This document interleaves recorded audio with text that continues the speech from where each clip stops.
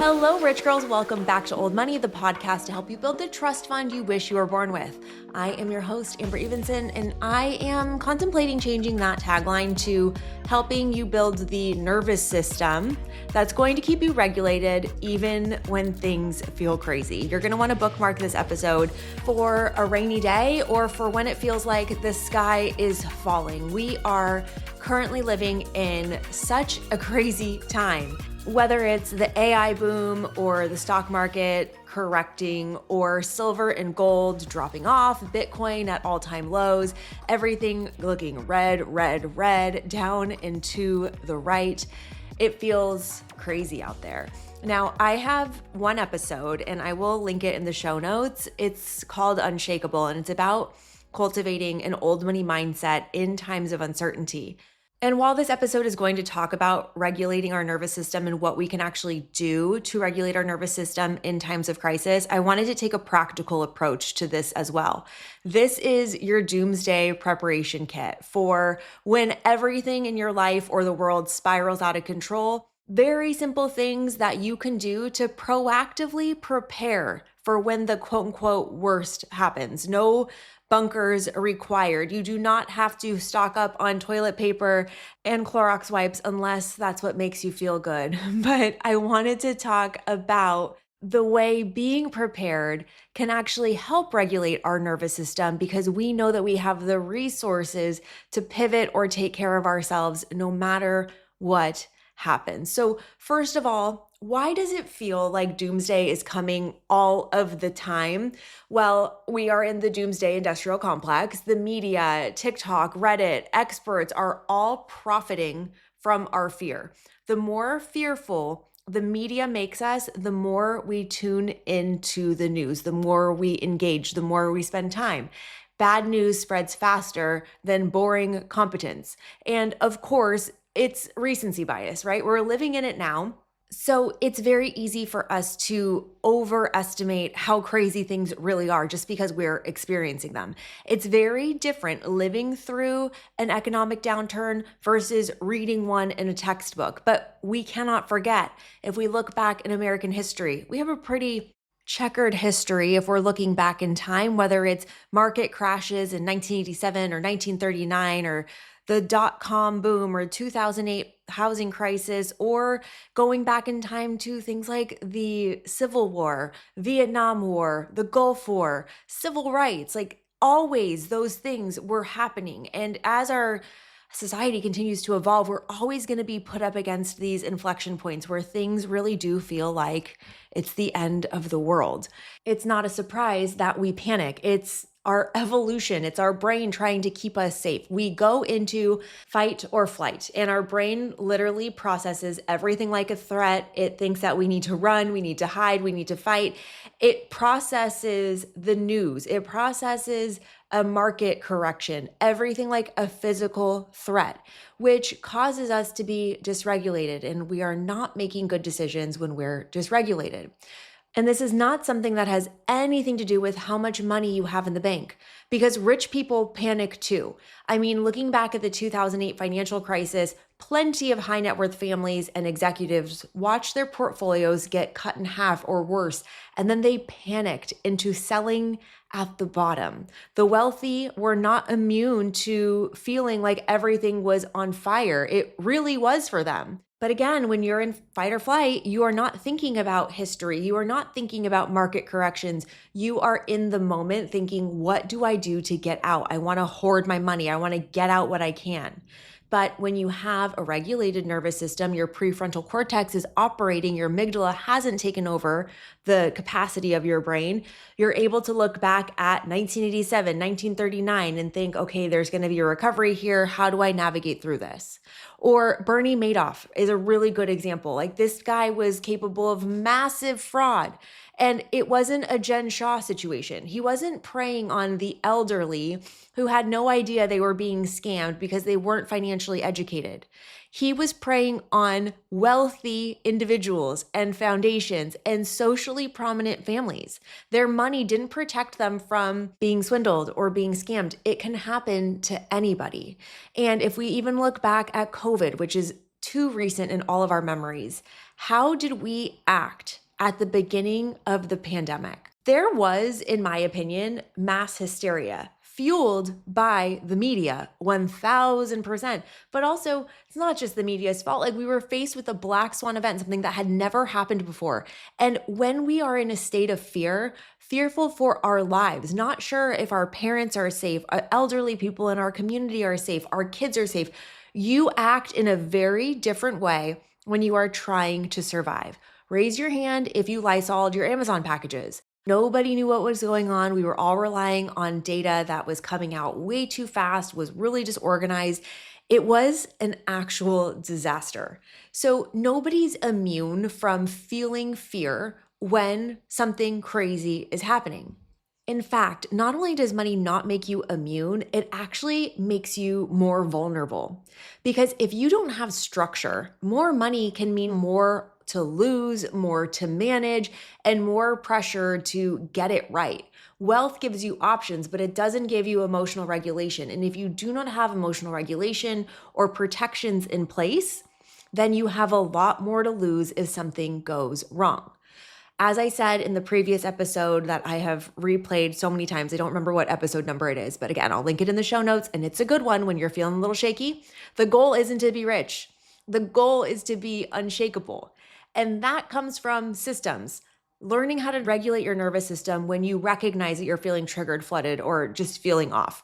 It comes from systems like cash reserves, clear plans, insurance, a diversified investment account, and boundaries. By the way, this is not just talking about crazy economic stuff. It's not talking about pandemics and big pictures. It's not talking about only looking at who's in office or what's going on or what files are getting released. It's talking about stuff that happens at the personal level, like in our homes. Because tell me if you are going to feel totally calm if you lose your job, or you have an accident and have a huge medical bill, or God forbid, and cancel clear all of this negative energy when something bad happens and you don't have the money for it. Having a regulated nervous system in those times of absolute struggle, it's a different ball game, and it's still going to throw you for a loop. Like, let's just be honest. We are humans. We are emotional creatures. We care about our families, ourselves, our safety, and life may serve you something on a dish that you don't want to eat. And we need to make sure that we're prepared for that, to give ourselves the best chance of not just surviving it, but thriving through any financial challenge. Because having a regulated nervous system is not being composed all of the time. It's about being able to respond to something instead of react. It's about noticing when we are triggered. It's about making sure that we're not making huge decisions about our lives when we're dysregulated. It's the ability to stay steady when things get rocky, and to be slow when others rush, and to think clearly under pressure. This is not about looking a certain way or being a certain way or dressing a certain way. It's about being able to take in all the information and make good decisions for yourself that don't cause you more problems later. So before we go into what it means to have a financial doomsday plan, let's also talk about the crazy side of it, because I think that's what we see a lot of on television. Like, if you are a doomsday prepper, you are considered crazy in this society. People laugh at you and say, "Oh my gosh, you think the world's coming to an end." And I don't actually agree with that. I think that people who are thinking about all the possibilities and are prepared for anything are the type of people I want to be around. To give you an example, like, a doomsday prep situation doesn't mean that it's going to be a zombie apocalypse, but there's a very good chance that there could be a serious earthquake or a power outage or issues with a power grid or Wi-Fi, or ways that we wouldn't know how to live our day-to-day life as normal. Maybe there's a run on the banks. Maybe there's issues with the roads and we can't get groceries. How do I plan for that? I'll tell you, and you can judge me all you want. We have extra dog food at all times because I got to make sure Poppy's getting her meals. We keep water for reserves in case something happens. We have talked about with our families what to do if something like that happens and that nobody's going to panic and who's going to go where. We have means of communication that are not reliant on cell phones or Wi-Fi. We have batteries and flashlights and MREs or whatever it is that we need, like canned food. I always just keep a little bit in the pantry because, yeah, what if there is something like I get hurt or I get really sick and I can't go to the grocery store? Like, what do you do? The other thing that I think is really important about this is making sure that you have strong community ties, because you cannot go through chaos or a doomsday situation, whether it's a power outage or, a run on the banks, without support of your family, of your friends, of your neighbors. And it's through community that we can really make sure that we survive this. But when we talk about financial doomsday, let me tell you what financial doomsday prepping is not and what I would not recommend. First and foremost, for the love of God, please do not keep cash under your mattress in shoeboxes. I know somebody, I've told this story before, whose grandfather was a very successful businessman. He was also a survivor of the Holocaust, and he had a lot of mistrust of authority and banks. Wouldn't you, if that was your lived experience? My goodness, I completely empathize and understand. And this man was so successful, he had shoe boxes stacked around rooms at the perimeter of the room, all the way around at the baseboards. Shoe boxes full of cash. And then on top of those shoe boxes were more shoe boxes. So it went all the way up the wall, all the way around the room. And then when that got full, the next layer in started. So there was one layer of shoe boxes all the way to the ceiling, all the way around the room. And then the next layer in, another row of shoe boxes all the way in. And then another row of shoe boxes, as much as could be stacked on top of each other, because he didn't trust anyone. And this is a major problem for a few reasons. I will point you to Exhibit A, the fires in Altadena, and Pacific Palisades in January of 2025. Can you imagine if your life savings went up in flames, literally? Talk about financial doomsday. Like, you are screwed. Number 2, it makes you so vulnerable to theft. And number 3, it is deflating faster than it's growing. You just cannot keep money under your mattress or in shoeboxes. Let me tell you another thing that is not financial preparedness. Buying a Cybertruck and telling me that it is your plan to survive the end of the world. I didn't even know this until recently, but apparently a Cybertruck has solar panels and it's built to withstand, like, maybe it's bulletproof, I'm not really sure. It's built to withstand the end of the world so that it can be a Cybertruck like over the apocalyptic landscape. I did not know that, but that does not give you an excuse to buy a Cybertruck. Also, stockpiling, gold, ammunition, guns. That is not a doomsday plan for when things go wrong with your money. Or pulling all of your investments because one podcast sounded very convincing about investing everything into Polymarket or Bitcoin or whatever this new Reddit stock is. Absolutely not. It's why I always say, and I say it as a joke, but I mean it, like, this is not financial advice. This is just my opinion on things. I am not out here telling you where to put your money. And it is crazy that people like Jim Cramer on CNBC or whatever channel he's on can tell you what stocks are hot, and then it's always wrong. Another thing I'm going to ask you to not do to prep for financial doomsday is to just refuse to enjoy your money, because something could happen. You guys, something always happens. So like, you have to live your life. Live your life. And you can't make big decisions when you're doom scrolling at midnight on Reddit or TikTok. You cannot hoard emergency funds. There are so many things that you can do wrong, which is all about reaction. This is all about theatrics. This is not actually what financial preparedness is. Let me tell you how I would prepare for a financial doomsday, like the survival kit, the real thing, the practical, not sexy, essential things to do to prepare for that rainy day. To set the stage, we need to first talk about liquidity. Liquidity, which is one of my favorite water words for money, is meaning that you have access to cash. And I mean that can either be in the form of physical cash, it can be in a checking account, it can be someplace that you can get it out quickly from a bank. Non-liquid doesn't necessarily mean frozen. A frozen asset is an asset that you cannot reach, cash that is not accessible to you, meaning it is tied up somewhere for some agreement. Maybe it's in a certificate of deposit that you can't get for 10 years, or it's tied up in a trust that you don't have access to until a certain milestone, or you're in trouble with the IRS and they have frozen your accounts and you cannot get to them, you cannot use your money. There's something in between. And typically, when we talk about high yield savings accounts, I typically recommend that your high yield savings accounts are in a place that's separate from your main banking institution. So it's kind of out of sight, out of mind, and you can let those accounts grow independently of your everyday transactions.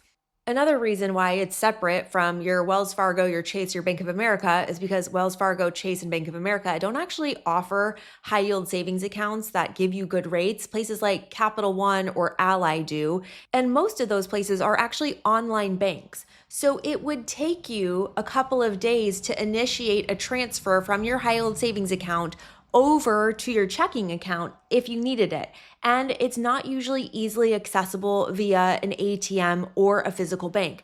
I use Capital One for my high yield savings accounts, and they do have Capital One cafes. You can have a Capital One 360 checking account, but I don't even have a debit card for my savings accounts. Everything that I own in my savings accounts is all digital, meaning that that money is not immediately liquid. Yes, I can transfer it in 3 to 5 business days, but it's not liquid money. Another example of non-liquid money would be money that's tied up in an investment. That could be money that you have in the stock market, in an ETF, in a mutual fund, where you would need to sell that mutual fund, that stock, or that ETF in order to get the money into a money market account and then withdraw it. Again, it's likely that number one, you have to wait to make the trade. Number two, you have to wait till that trade is executed.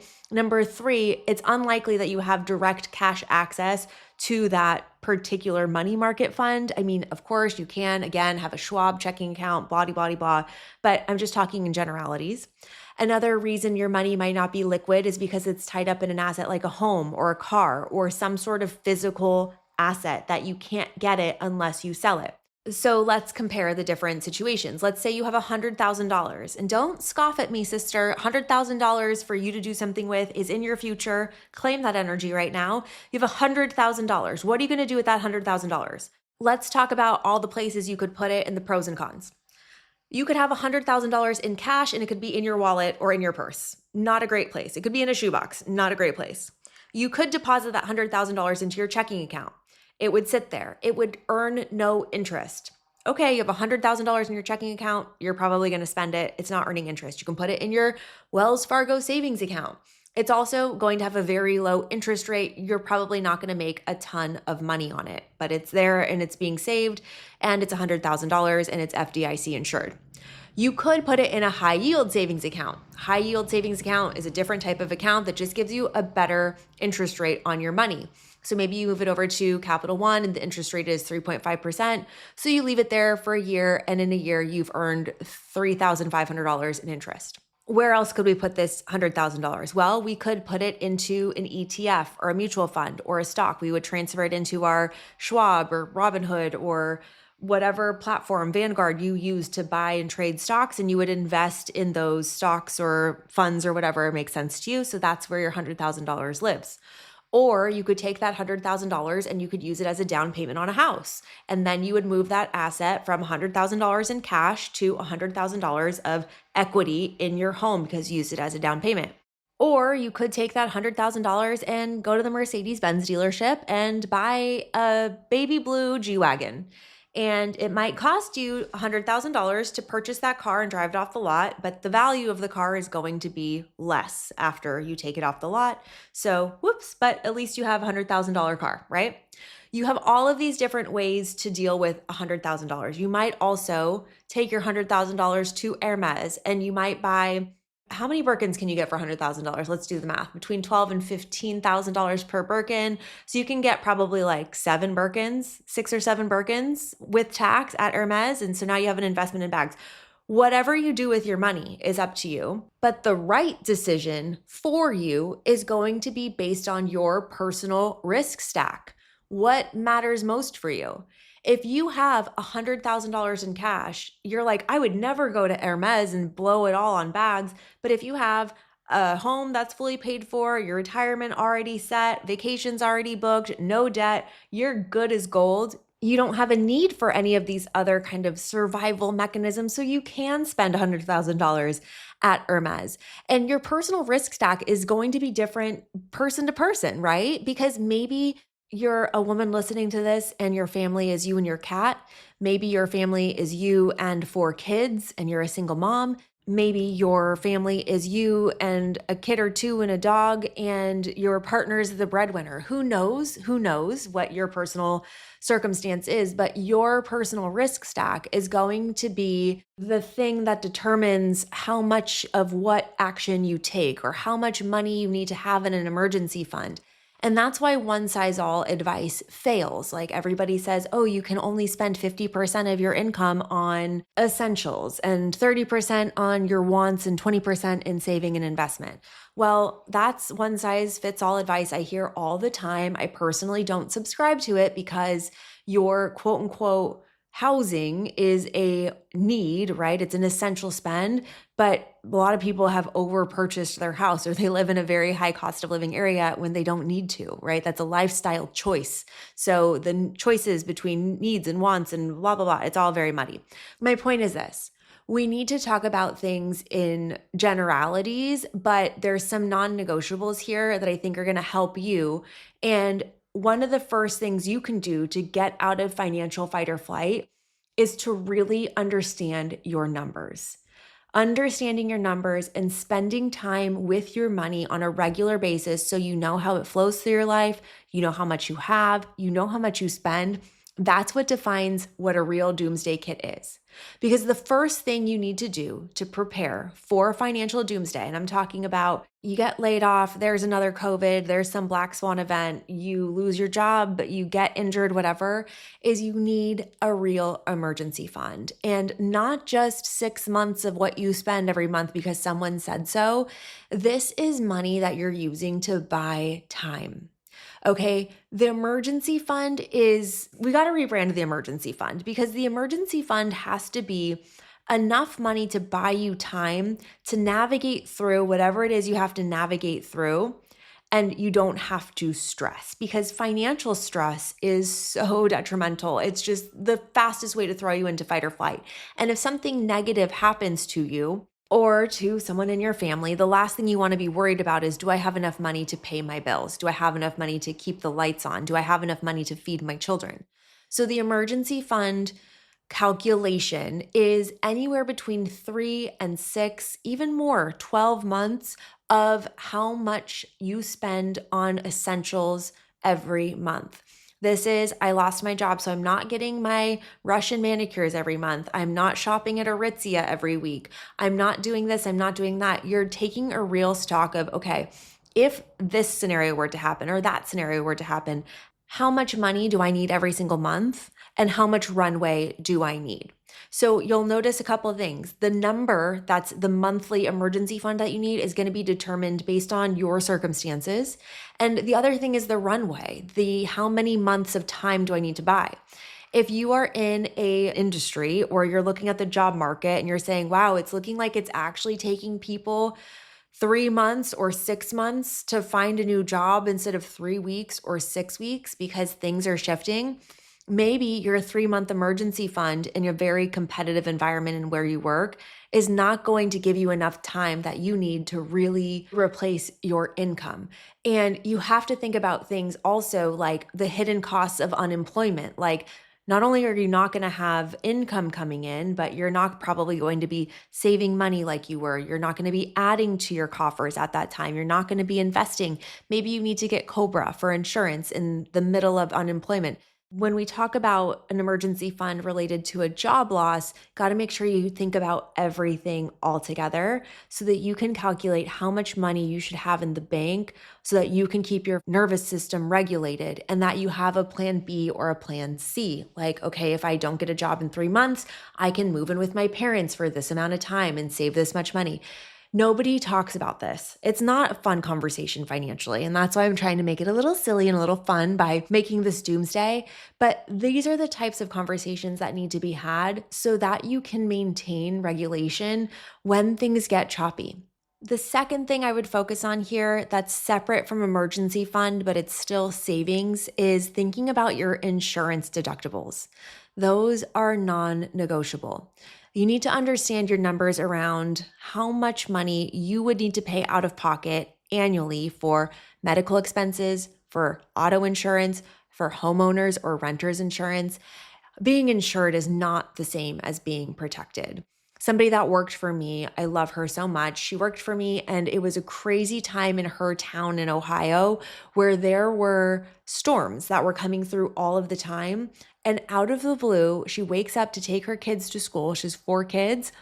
There is a full-on tree from her neighbor's yard that fell onto their family car and crushed it.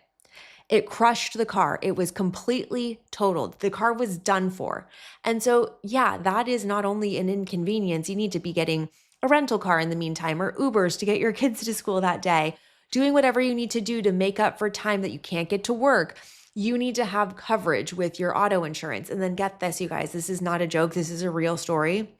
The same thing happened to her daughter's car like 3 weeks later. They had 2 trees fall on 2 separate cars within the span of like 2 weeks.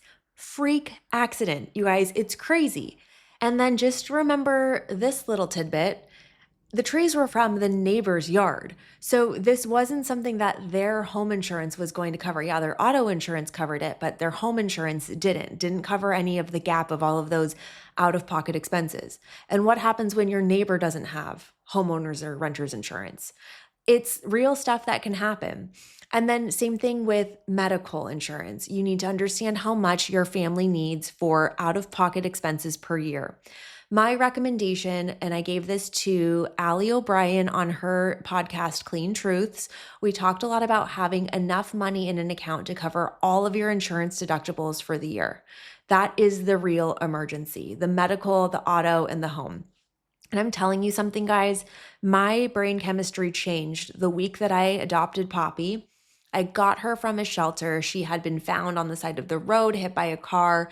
I took her home. She was good for the first week. At the end of the first week, she started to get really sick. I could tell. I didn't know what was wrong with her. I could tell she had super high liver elevation. She had trauma of her liver that was causing everything to be out of whack. She was touch and go. I had a vet tell me that she was a goner. I was a disaster for the week. Let me remind you, this is where this whole story of my financial dysregulation really started.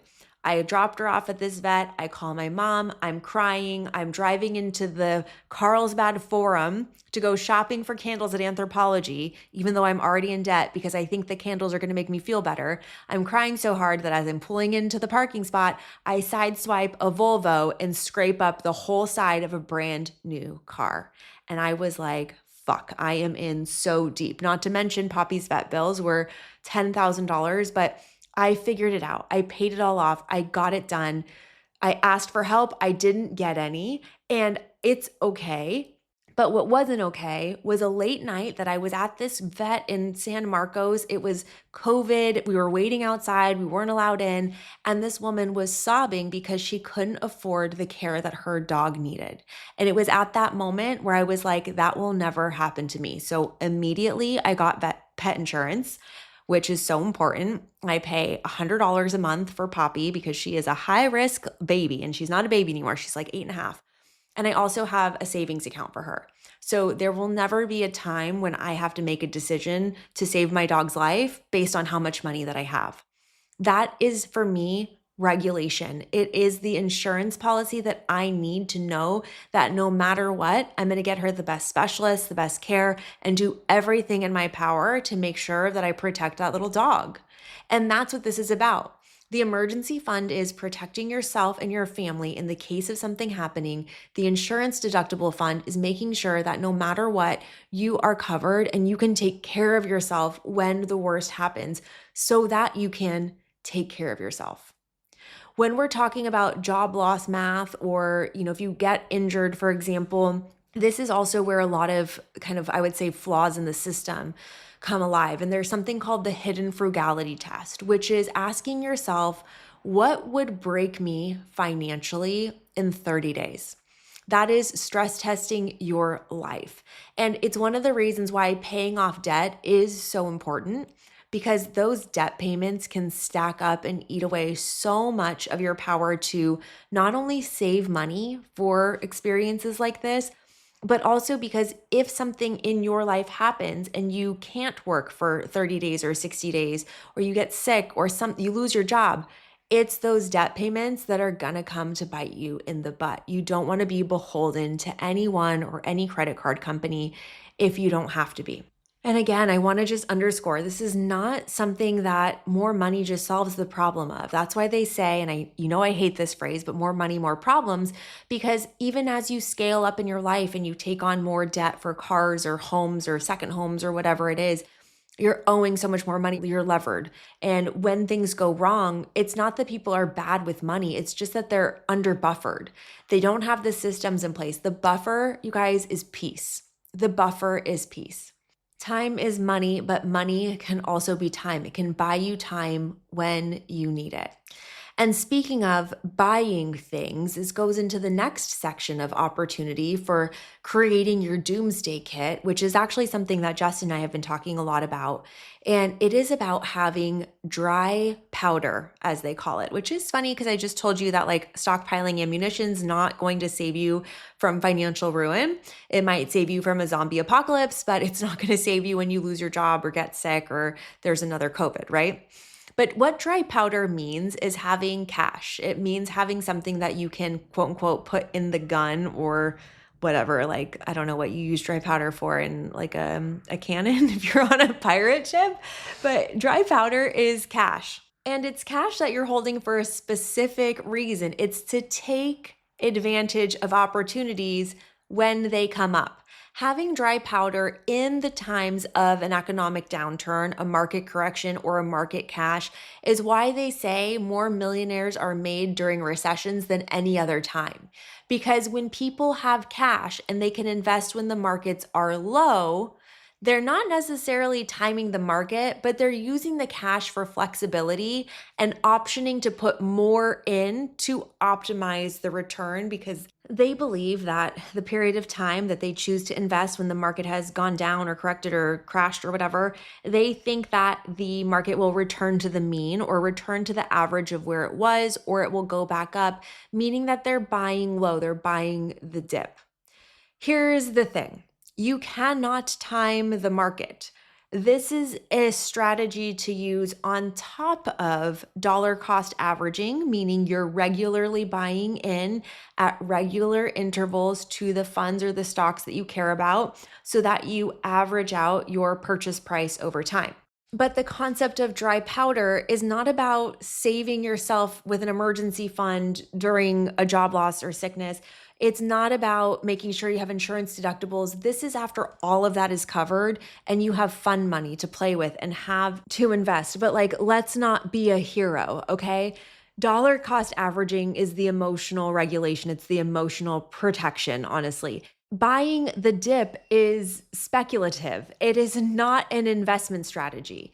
Boggleheads know that simplicity beats cleverness. Time in the market outweighs anything, any prediction. So you can have some dry powder sitting on the sidelines, but you don't want to sit out waiting for a market dip and then you put all your money in at that time, then the market continues to tumble.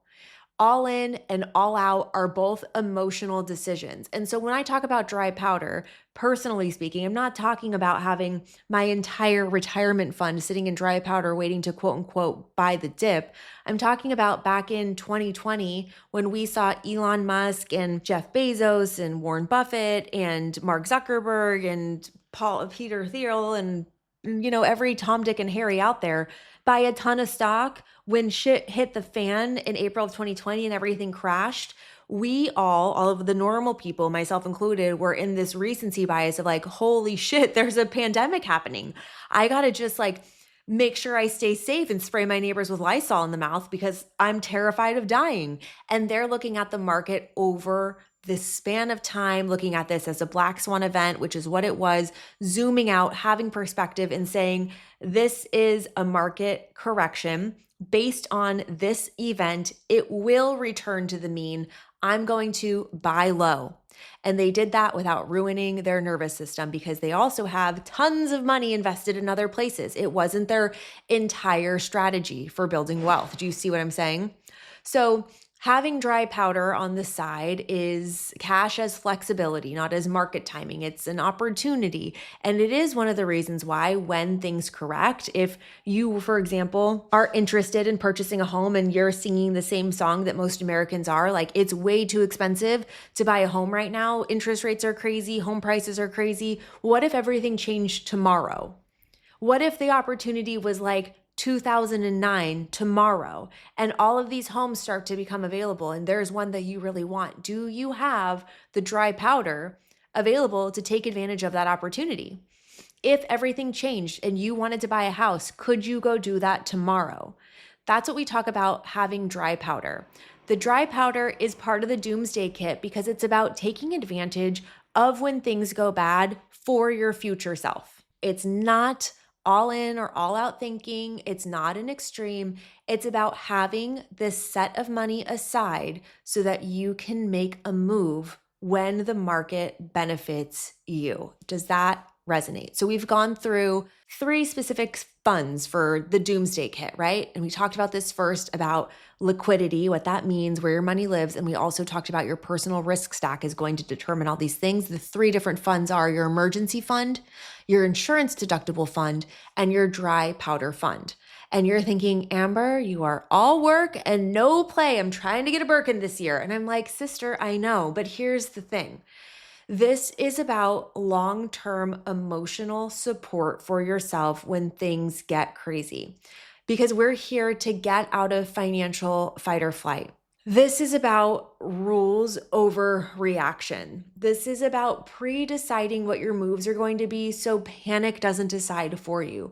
This is my emotional insurance policy. This is why I can afford to ignore the headlines, because I'm not affected by all of these market fluctuations. I'm not affected by how crazy the president is acting. And before you come for my neck, it's not that I don't care about what's going on in the world. It's not that I have my head in the sand. It's not that I think that what's happening in the world is okay. I'm not giving anything or anyone a pass on a morality standpoint. It's about my nervous system and the way that I show up in the world is my responsibility. And so I have decided to do these things to make sure that no matter what is happening, I'm okay and I can take care of my family. That's the most important thing first. I have firm boundaries around my money. I have firm boundaries around my energy. I know when to stop consuming financial news. I know when to stop consuming Reddit headlines. I just don't know when to stop consuming Veuve Clicquot. Like that's my problem, right? But I do also have a framework and a formula in my mind. I've actually thought about the things like if X happens, I do Y. Like if the market crashes, I do this. I've thought about it ahead of time. It's kind of like when we used to do stop, drop, and roll scenarios in school, or we used to do earthquake preparedness. I am hearing now, and this is absolutely sickening to me, that we have to do active shooter drills with kids in schools.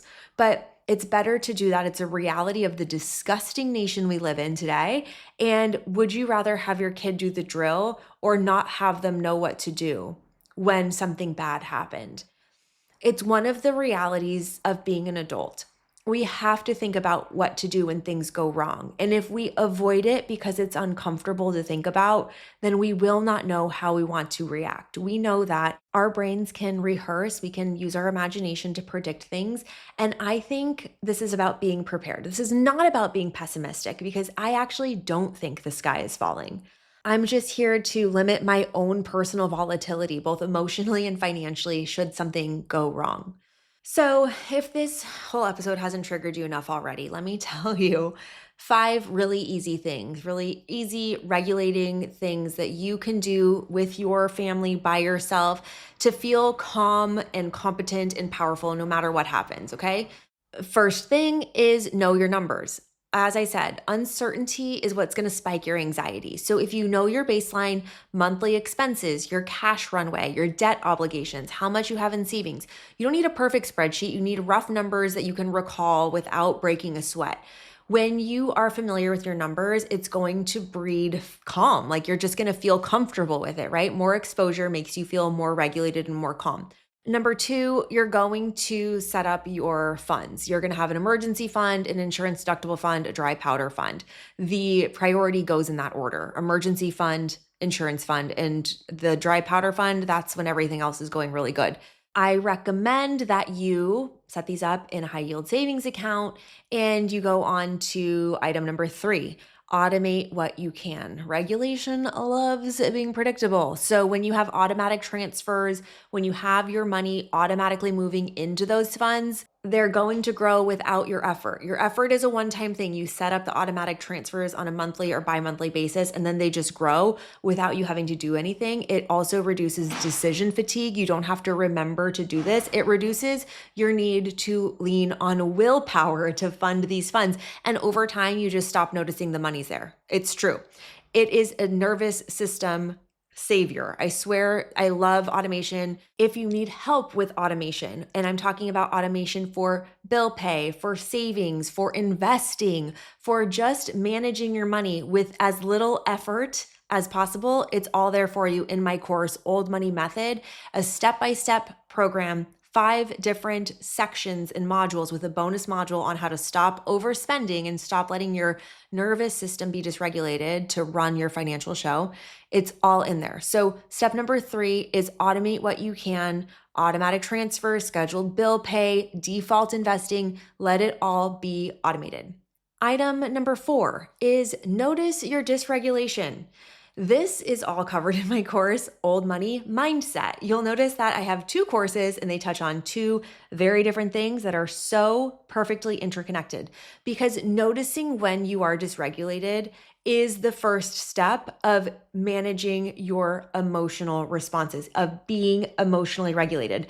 I'm telling you, you guys, I didn't even learn how to do this. I didn't even learn how to notice that I was dysregulated until early last year, 2025. It took me 37 years to figure it out. And now I have the method that I have learned with hypnosis, therapy, reading, studying, understanding the nervous system and how it works. You have to notice when you're flooded, when you're freaked out, when your heart rate is up, when you're not thinking clearly, you're breathing shallow, you're not getting oxygen, when your amygdala has taken over. If you notice that and you can pause, that's all you have to do. Notice and pause. Don't react. And I'm talking about when your husband upsets you, when your boss is a jerk, when a Karen leaves you a bad review, or you have something crazy happen. Notice that you're dysregulated and pause. And this translates into money, because if you can notice that you're dysregulated by anything that's going on, pause for at least 24 hours before reacting to market news, messages from your banks, sudden opportunities like, this is it, girl, come get rich with me. Calm decisions compound better. Dysregulated decisions are going to take you to chaos, okay? And the 5th thing I want you to do is I want you to build proof. I want you to give yourself some grace. I want you to teach your nervous system that you know what to do. I talked about this a few episodes ago of collecting evidence through seagulls. Seagulls are those clues, those things that are flying around your head, like, I did good at that. So keep receipts of your competence, like when you hit your savings milestones, when you pay down your debt, when you have your plans in place, when you make a good money decision, when you learn to trust yourself. Keep a list of the things that you have done to show yourself how good you are with your money. Because when anxiety shows up, you can go back to this list and you don't argue with it. Show your anxiety the file. Show them the list of all the things that you've done well. Because one of the things that goes fast and first when we're dysregulated is trust in ourselves. And if you've been listening to this episode, we're on episode like 135 or something like that. If you've been an OG with me from the beginning, first of all, reach out, say hello. I love you so much. But all of these hours that we've spent together, at least 135 hours of building a regulated financial nervous system, you're doing the work. Quiet systems, steady choices, unbothered energy. So doomsday prepping is not about being called crazy. It's about doing what's best for you and your family, no matter who says what. And it's not about predicting disaster. It's knowing that if something does happen, you've got you. And that's what this is all about. That's what old money is about. It's about you've got you. You are unbothered. You are unshakable. You can take care of yourself. And that's all you need to focus on when things go crazy. You do not need to save the world. You do not need to knock down walls or start a coup or go do anything other than take care of yourself first. Take care of your family first. Make sure you are safe, you are regulated. And then that gives you the energy and the confidence to go out into the world and make a real change in a way that counts. Not in a way that's disruptive, not in a way that's dangerous for you or for others, but in a way that actually incites change because you are the adult in the room. I love you so much. I will talk to you on the next episode. And here's just to end it: cancel, clear, get rid of any of the bad juju vibes. We are not having a financial doomsday. I hope all of us have a healthy, happy, prosperous 2026 and beyond. We are not calling in that energy. We are sending it back to where it came from because we are calm, cool, and collected. Okay, bye.